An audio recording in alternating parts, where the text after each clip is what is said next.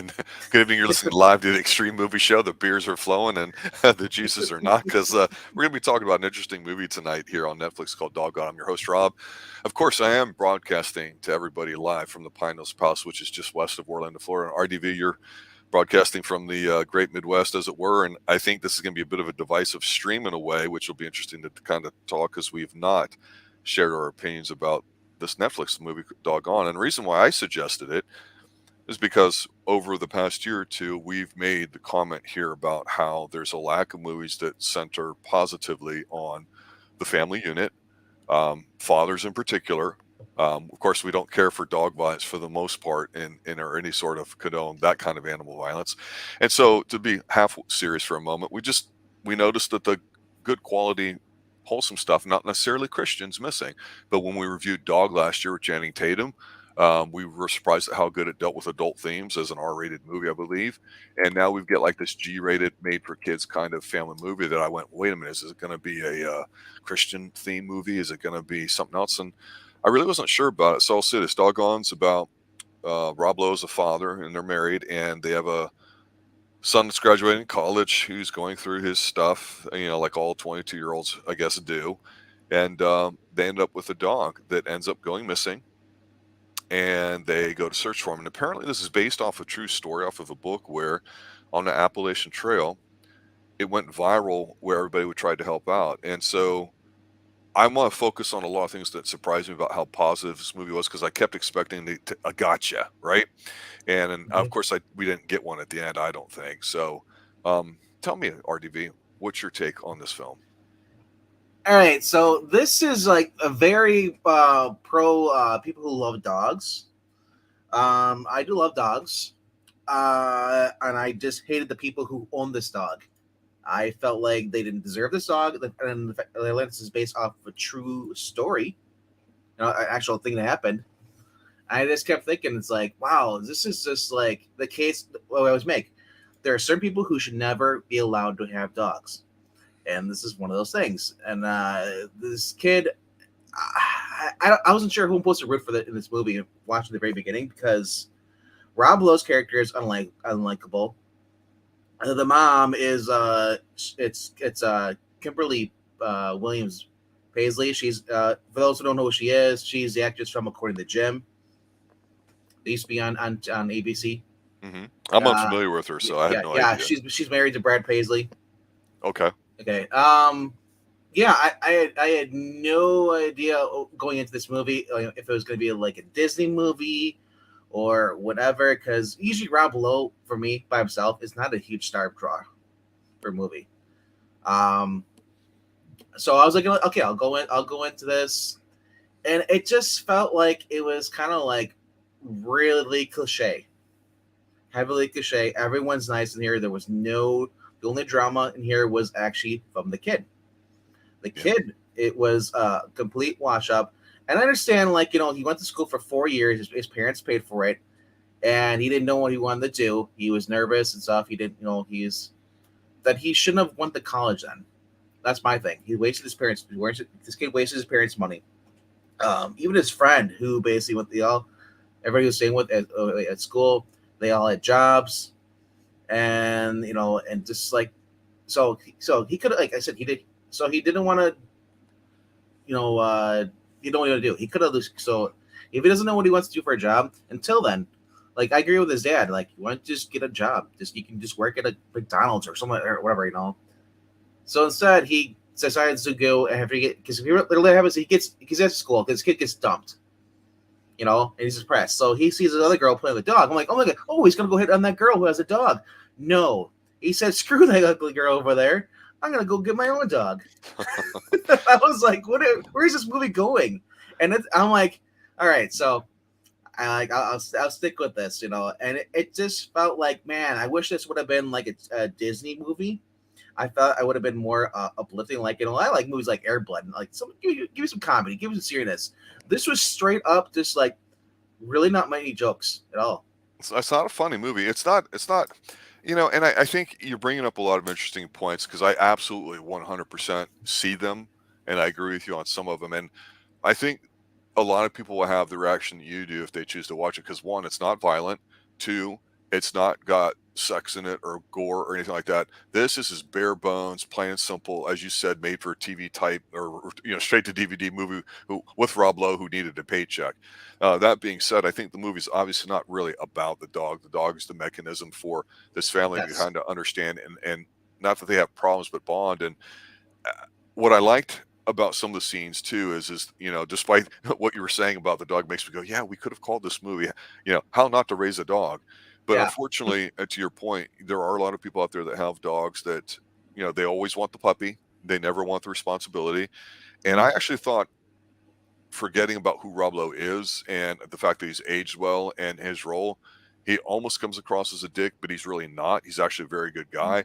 And Mhm. so I thought the really best parts of this movie were some of the, if you look at it as like a buddy cop kind of story, with his son and him going and looking for the dog, and the father being very positive and basically teaching him life lessons along the way without talking down to him, because there's no real arguing or fighting. And you made a comment about the 22-year-old in here who's so forgettable. We don't even remember his name. While I understand the kid and his sensitivities, and since this is based off a real life person, I'll give it a little bit of leeway. But you're right in that it's hard to be emotionally drawn into a movie when you don't really care about some of the main characters, when the real star is the dog who's not on screen a lot. And they use a real dog. I don't believe there's any CGI in here at all. No, no. Yeah. And so the positives, for me, are like just the landscape. It looks like it's a very low budget movie, but shot very well. It's a very professional looking film. And the wife, I thought, instead of just her being, there to go rah rah rah, let me just be that guy, I actually thought was good because she knew her shit, whatever it was, about how she was going to go about attacking it. And so when they start to say, you know what, we're going to go look for the dog that got lost, and I'll let you talk about how they lose it and the things not to do, because that's super important. It pissed me off too as a dog owner. Just to remind everybody, just to state it for the record, my dogs, Max and Daisy, which patrol the grounds here to keep us safe while we're live streaming at the Pine Hills Palace, they're Czechoslovakian Reds. So I just want to point that out there. So I I love them. They're like my eighth and ninth dog in my Wait, so, lifetime. so what, these aren't golden labs? My dogs? No, No, no, no. not they're just Oh, you're killers. talking about your dogs. Okay, I thought. Yes, Oh, I because thought. I always talk about Max and Daisy, the German Shepherds. I wanted to clarify that for the real big dog lovers out there. Czechoslovakian Reds, I cannot stress enough. They're not Belgians. They're not crosses. They're not long hairs either. I prefer short hair coats myself. But anyway, I had no idea that you had communist dogs. this was pre-communism, sir. If you research the bloodline, but let's not digress from doggone, because they are gone outside keeping us safe. So when the movie turns logistics, right? When they say, how are we going to attack this problem? What I really liked about it had absolutely nothing to do with the dog or the cute say, hey, let's use this as an opportunity to bond as a family. I like how it illustrates on a bigger scale the things that as a family you have to decide and make decisions of, but also how do you do it? The kid's functionally useless. He comes around on it, knows it. He pushes himself too hard. He does a lot of dumb stuff that young people do. I do give him credit that I think he's learned his lesson from it, so I can't be mad at him. But I didn't like him, but I didn't hate him. He's a bit soft. He's a bit of a wimp. So yeah, you want to blame the parents, but he wasn't a bad kid. He just didn't. He just was not, useful. And that's the whole point. Is that usually when you're young, you're taught to be grown up to be useful. The dog is very cute. The things that he does, and if you're a dog owner, you're going to recognize the particulars that when you end up in a relationship with a dog that occur that are unique in that relationship. And that's what's kind of special about it. Like when Rob Lowe's outside and he's on a Zoom call with everybody, and the dog is coming up and he's like, hey, he wants you to play with him. And he's like, okay. And he goes to throw a stick and he goes, no, you have to watch him pick a stick out. Those are cute. And there's several of those kind of scenes in here. But it's hard to get, like I say, wrapped up in a movie where you only care about the dog. And so you've got some strong opinions about some of the scenes that happen with the It's dog. I want to hear what you have to say about that. so. My thing is that, first of all, I don't understand people who don't keep their dogs on a leash. Obviously, I mean, and sort of you have your dog trained, but there are times when your dog's just gonna could lose forget his training and sees a squirrel, because some dogs are that become a personality. They wanna go quick chase after something. Uh, or a person, They whatever. Yeah, encouraged them to chase foxes. How fucking stupid is that? yeah, yeah. That really irritated me out. Um, So this is one of those movies where I was like, after I was done watching, I was like, I'm gonna go check out like the reviews on this because like I want to see if anybody else had the same issues I did, and I wasn't alone, Yep. thankfully. But there are also people who enjoyed the movie too. I remember there was also people who were like, quit leaving negative comments. Just enjoy the movie. like, are you an pure absolute dog lover where you ignore all the flaws in the movie? There are people like that too. But like I said, this wasn't a movie for me, but it's not a bad movie. Right. It's just a very basic movie that they use. They lure you in like, hey, there's a dog on the screen. Watch the movie, and it's more about the dad and the son bonding than it is even about the dog. Right. Yeah. The, So the, the son is apparently he's from a Disney show, Wizard of Waverly Place, Palace, and some other shows. mm-hmm. Johnny Birch told is the son.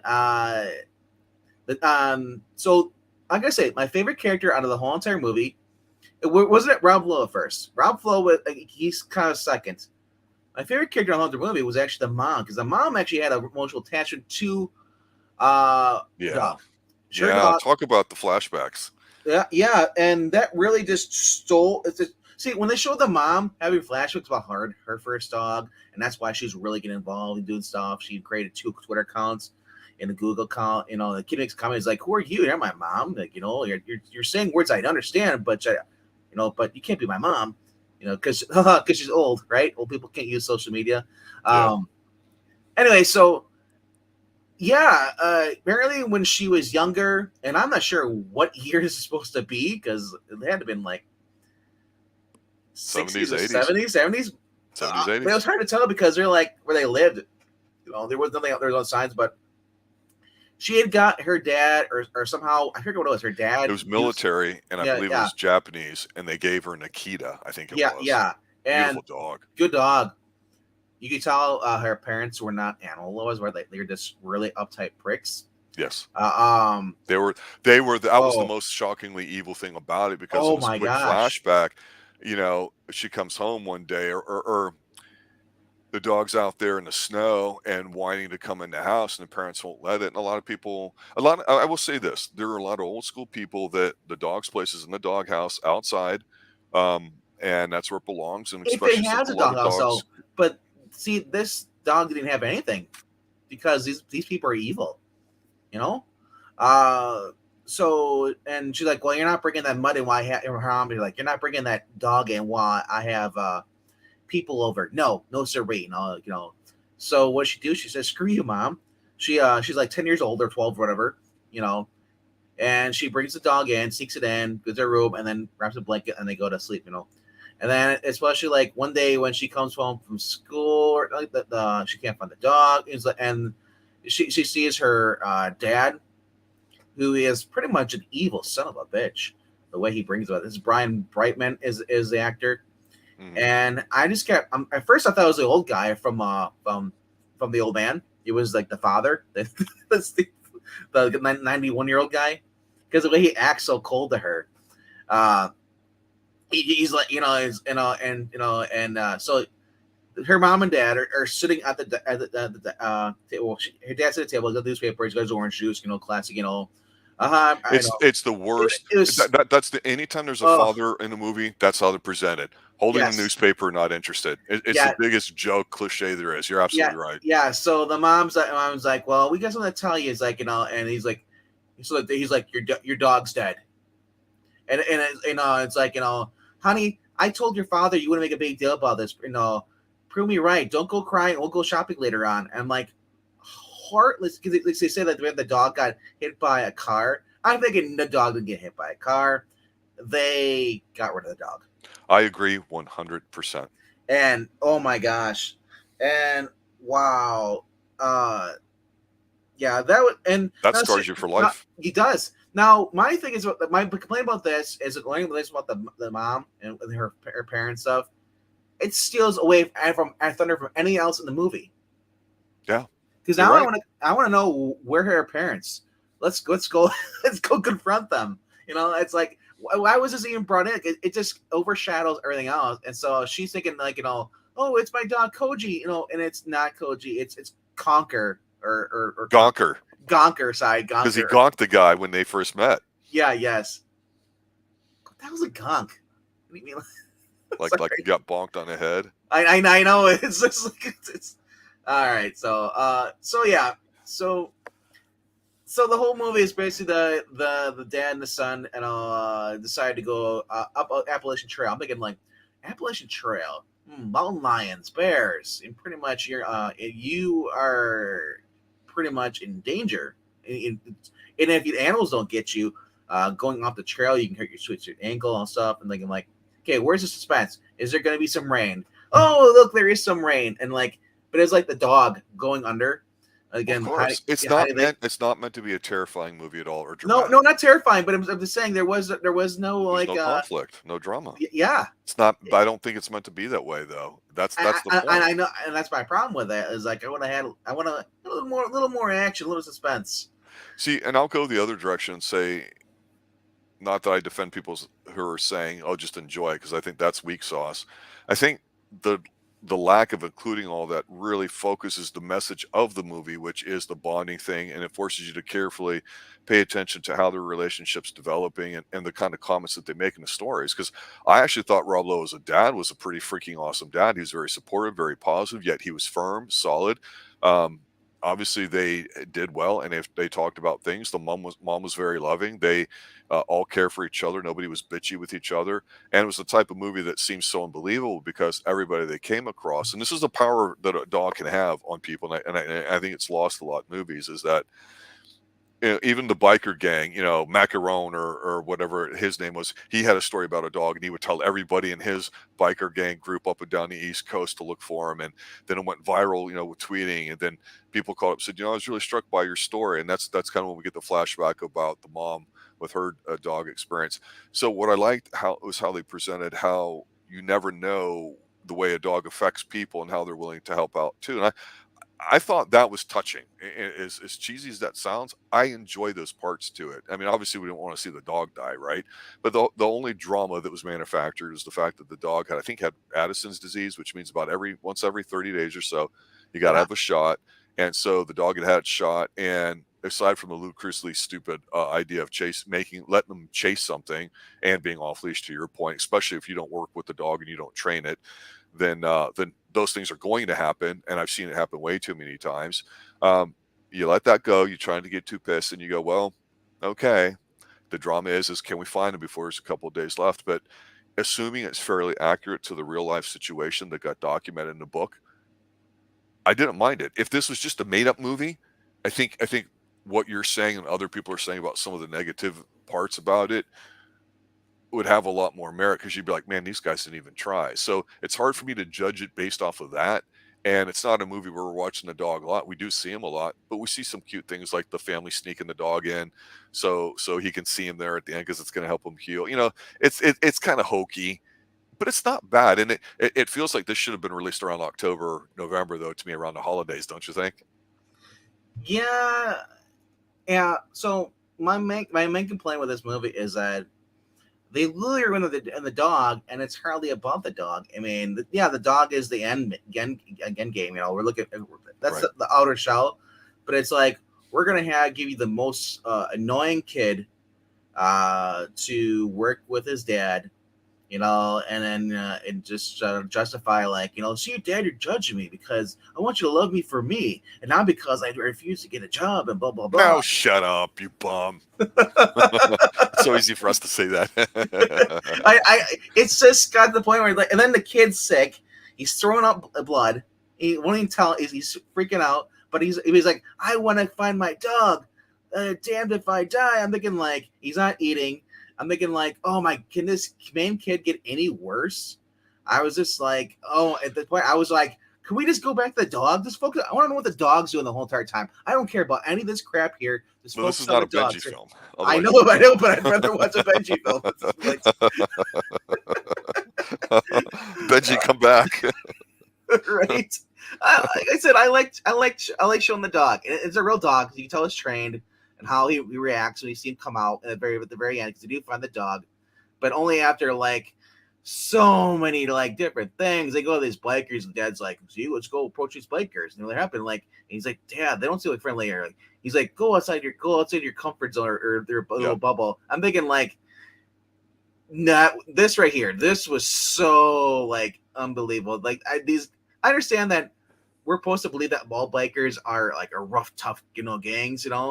There are some that are nice, but a lot of times you come across the ones that are like Hell's Angels. So it's like you got to proceed with caution. And so No, I disagree with that totally. I mean, it's what the hell are you doing here? There's the whole territorial thing, but it's like professional sports. If I'm wearing my Joe Theismann jersey, right, and I go to a sports bar, the Dallas Cowboy fans are the ones that are older and know what the hell they're talking about, are gonna recognize it, like, what the fuck?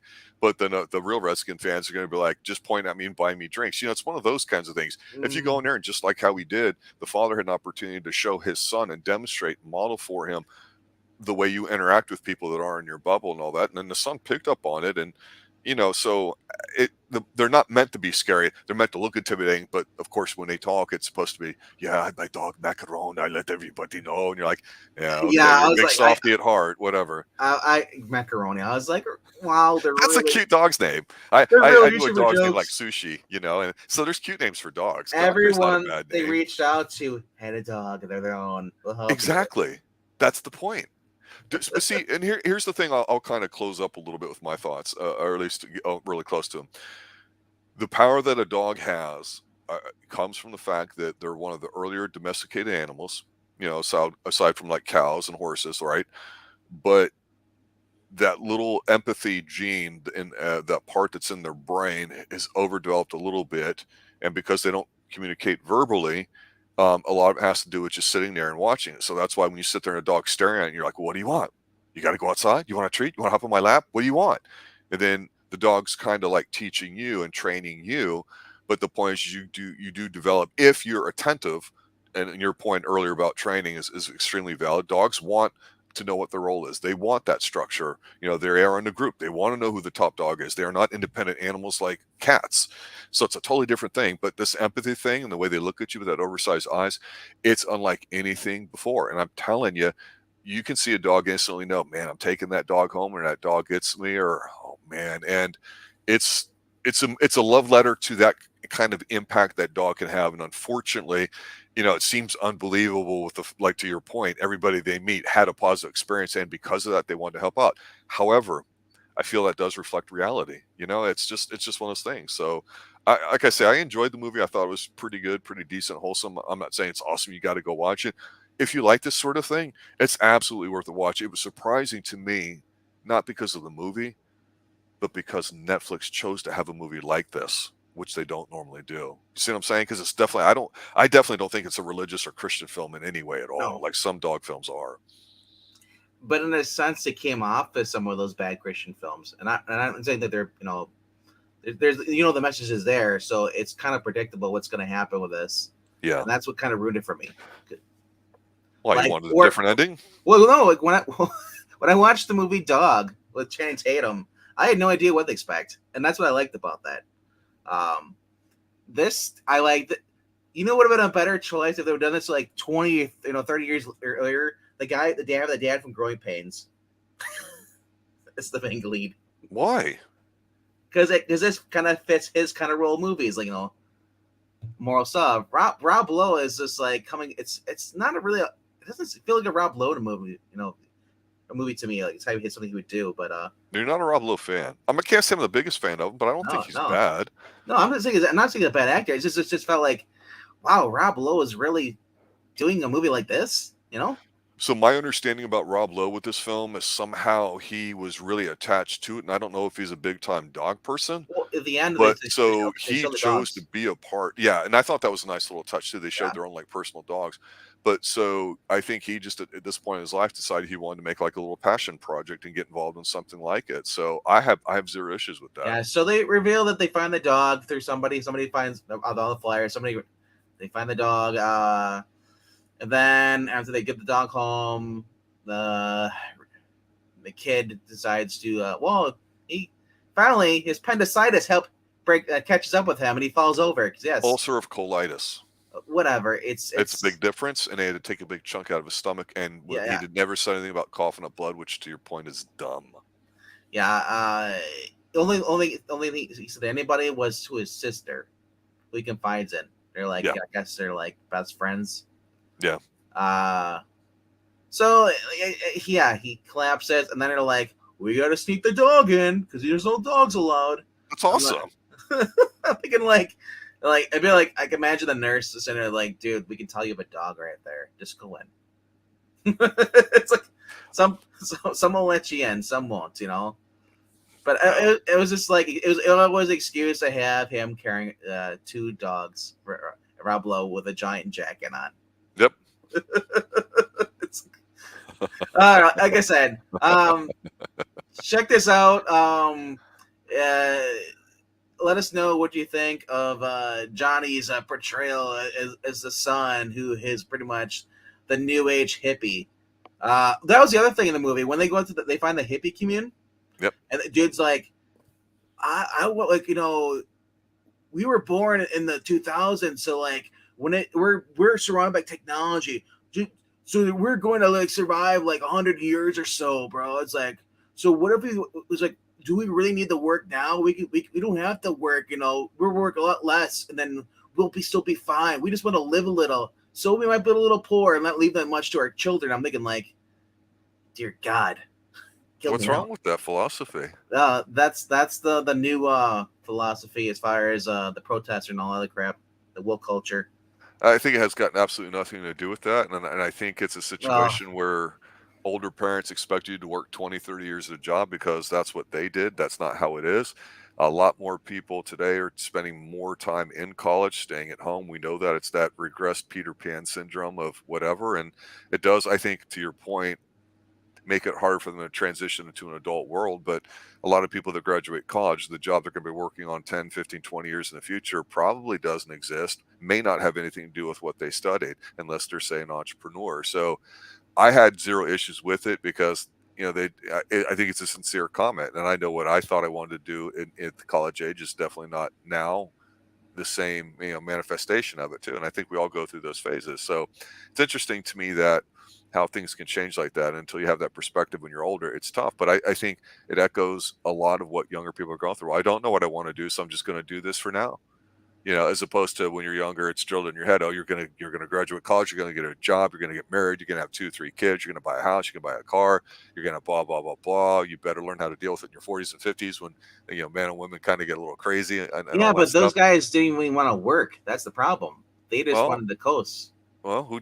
I mean, But that old expression of "it's not work if you enjoy it" is kind of bullshit in a way. But the point is they have no direction, and we can talk about whether or not you can blame parents for that or not, or what, or this kid. But the kid at the end, they did the old kind of fast forward with what they're doing. And this kid had made a comment about, well, so some of the hippies in there too. It's like, well, yeah, no one's going to pay me to work teaching them how to kayak or whatever like that. And you know what? It turns out that that was his that's what he son. ended up doing. Yeah, Yeah, that's what I'm saying. but he went down to Chile. Yeah, to Chile, as the fancy Yeah, people at like the to end, say. yeah, And that's what he with his did. tie And dye shirt, bro. you know what? If you're the kind of person that does that and it's rewarding and you can make a living off of it, whatever you want to call that, more power to you.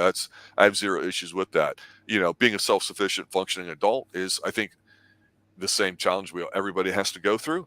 I think there's a lot of opportunities to do a lot of things now that maybe we didn't have before. So I think it's a bad time to do it, but it really wasn't a comment, I think, on the fact that they're all bums and wayward. It was just expressing, kind of a little bit what we go through. But again, we don't know them, so we just immediately go hippie alert, they're bums, right? Take a shower, go get a job, right? Mm.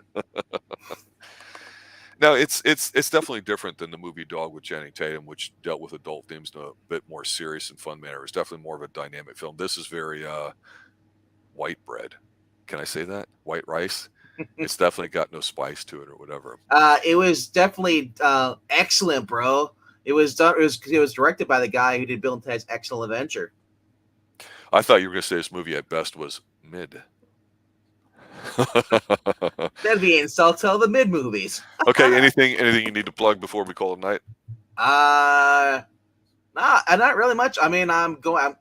If you guys want to follow me over, I'll be over on the Geeky Puppet Show in just about 30 minutes over there. And talks about some comic books come out this week, and then we'll see you guys for this show on Sunday. We'll be on probably doing a martial arts or something. I don't know. Whatever we drag Pixel into watching. That's right. He's young. He will submit. He's the 22-year-old guy that doesn't. We'll make him watch, dog. Yeah, I think he'd like it. All right, guys. Thanks for watching. Thanks for listening. Doggone it, it was a good time, right? Right. Have a good night, everybody, and remember, stay extreme. Later, guys.